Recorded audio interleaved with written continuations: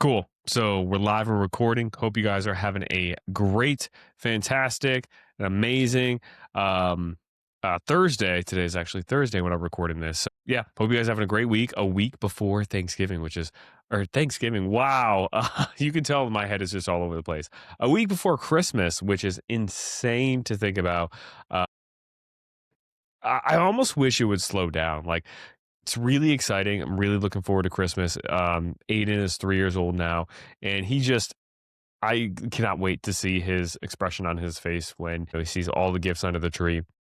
Last year it was really fun too with him being 2 years old, but three, he obviously is just more aware of, everything that's going on, and it's going to be really cool. So I'm really looking forward to that. Really looking forward to just a really relaxing day with family, and looking forward to Christmas Eve and all of that, and just kind of winding down. And we are going on vacation a couple of days after Christmas too, so I'm super excited about that. But at the same time, I kind of want it to slow down a little bit. It's going by a little too quickly, in my opinion. It's like I feel like a lot of the excitement from the holidays and Christmas comes from just like the anticipation of it and not necessarily of the actual day. Now, the day is a ton of fun, but like the day after Christmas is such a crummy day.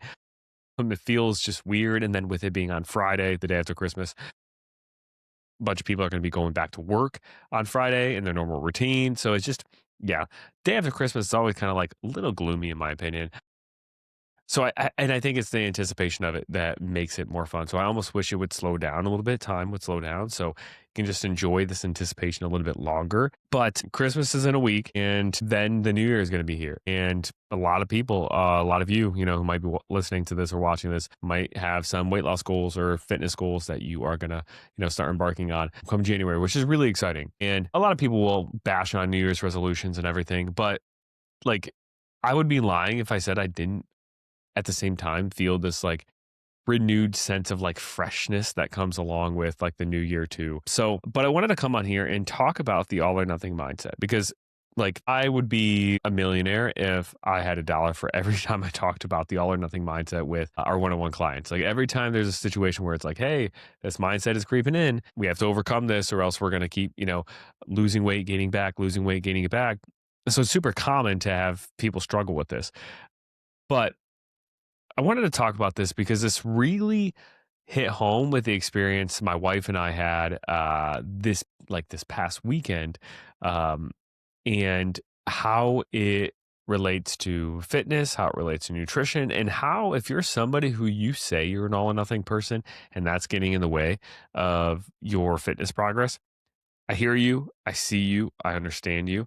But at the same time, after listening to this, you might find that you actually really aren't an all or nothing person. But the story from this past weekend, and I share this with my one on one clients already, was my wife and I, we were going to one of our friends' daughter's birthday party. They live about an hour away, and we had Aiden in the car. We had our daughter Isla, and we were driving. And this was Saturday, and we literally got like 55 minutes into the hour drive. So we were literally 5 minutes away from their house. It was literally right around the turn on the road next to us. I don't know. My wife thinks I hit a pothole. I did not even hear a pothole. I saw a little bit of like a bump in the road where it looked like the road was kind of raised up from like pavement that they tried to repair. And there was just a little spot that was like a pothole that was filled, but it was just raised up a little bit. I drove over that. It wasn't anything big, wasn't a loud noise, wasn't anything that felt like, oh, like, man, that probably did some damage to the car. Nothing like that. So just kept driving. And probably like, I don't know, 10 seconds after, I went over that. My wife, she was sitting in the back actually, and Brittany was, and she was saying that she heard this weird noise coming from the back. And then all of a sudden I looked at the gauge, the little monitor, where it shows like, the speed that I'm going and everything, the dash, and it started showing an alert that the PSI of the passenger rear tire was low, was at 22, and these are supposed to be at like 34, 35, 36. It was at 22, then all of a sudden it started going down to 18, 17, 16, 15, 14, literally just boom, boom, boom. It was going down by like 1 psi every, I don't even know, a quarter of a second. Like it was really quickly. It probably took 10 seconds for it to go down to zero. So we had to pull over on the side of the road. And now we had a flat tire, and we were literally 5 minutes down from the road. It was in the middle of snowing too. We had a snowstorm on Saturday in Ohio. Most parts, I don't know if all parts of Ohio did, but um, so that was not fun.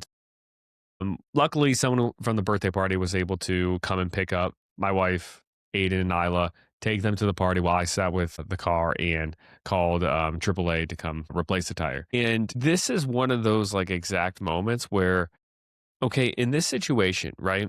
And let's say if I were to have labeled myself as an all or nothing person, if I was an all or nothing person, I would have slashed all four of my tires, right? If one is slashed, why not just slash the rest of them? Like the situation's already screwed up a little bit because now I was late to the birthday party. We weren't able to get there. We had to stop.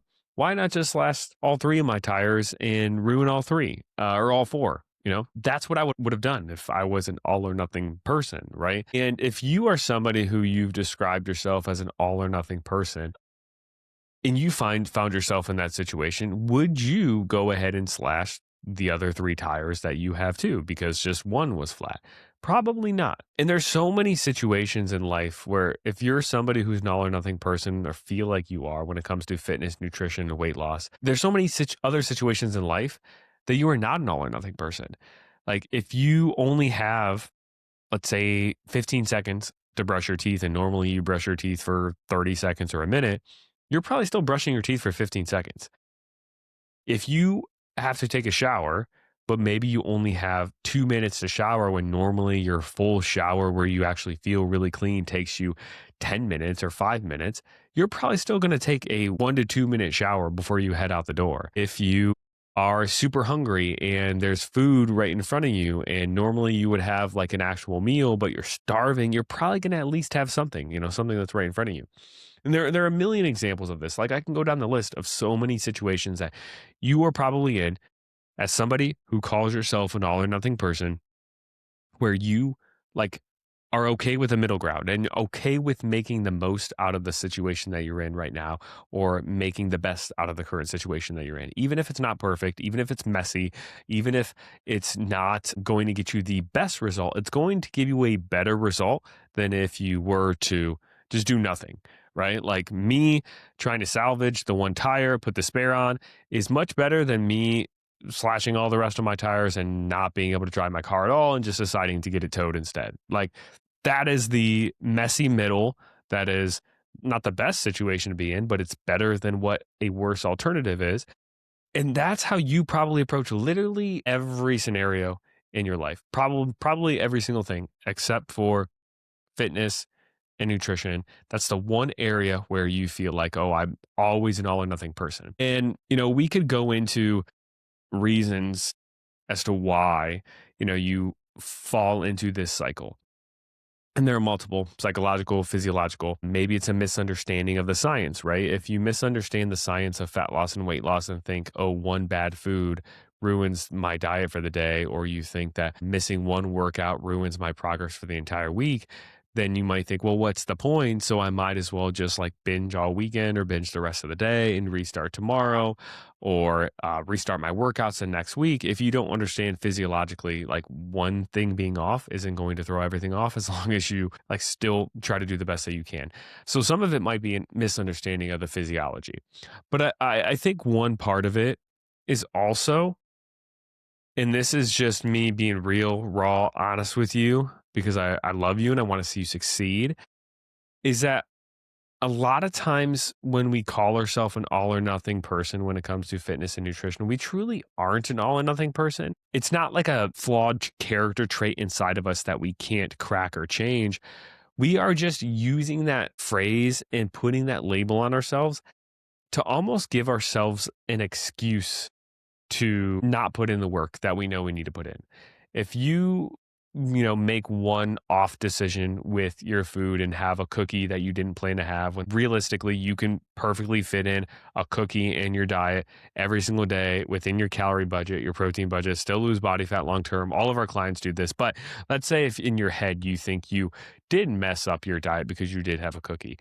Well, you might think, well, now I have to have like probably a little bit lower of a calorie of a dinner to balance that out. And I don't want to do that. And you might think, oh, now I can only have, half of a baked potato instead of a full baked potato to balance those calories out. But I don't want to do that. I want to have the full baked potato. So you use that like labeling of being an all or nothing person to just say, screw it, F all this for the day. I'm just going to eat whatever I want the rest of the day and restart. So you're like placing that label on yourself to give yourself an out, to almost like convince yourself and convince anybody else. Maybe it's a coach you're working with or somebody else who's, in tune with your goals and watching what you're doing. You're trying to convince yourself and convince them that there's like a flawed trait within you that you cannot change by putting that label as an all or nothing person. But when in reality, like, you're using that as an excuse to just not change your behavior as much as you probably need to see results. And I think that's where a lot of people fall into like that category. I don't think many people have a true character flaw trait of being an all or nothing person because like I said, there are so many other examples of your life, whether it being a flat tire, whether it being brushing your teeth for just, 10 seconds, 15 seconds instead of a full minute, taking a short shower. I'm trying to think of other examples. There are plenty out there, but there's so many out there where you are okay with the middle ground. And that proves that you're not an all or nothing person. You're just an all or nothing person with this part of your life. And the reason why you probably are is because there's that resistance towards change. There's that resistance towards not wanting to make some trade-offs that you never had to make in the past to lose weight.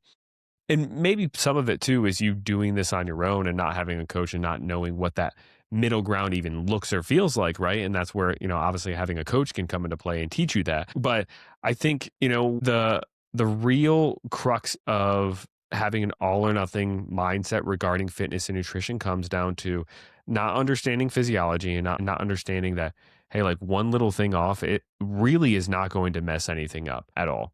Number two is the just not knowing, like I said, how to practically, like knowing what that middle ground even looks like because you've never been taught that by, an expert who's, farther ahead of you, has more experience in this and that.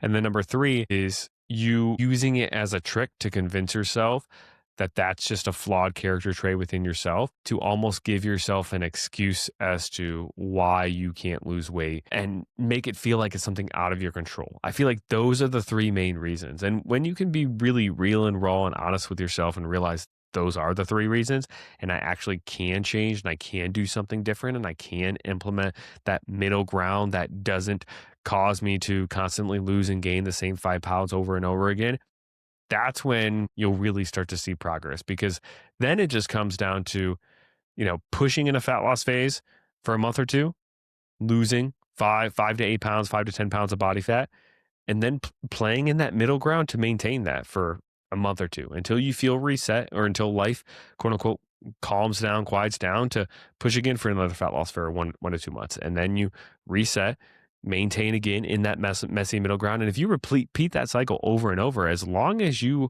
know how to navigate that middle ground and not fall into convincing yourself you're an all or nothing person when you really aren't, then over a long enough period of time, like you're going to be down 20 pounds, 30 pounds, 40 pounds, 50 pounds, and so on. So hopefully, this video helped kind of, inspire you a little bit. And if you are somebody who thinks you're an all or nothing person, I want you to think about so many other areas of your life that you are not and that you do embrace the middle ground because you have to.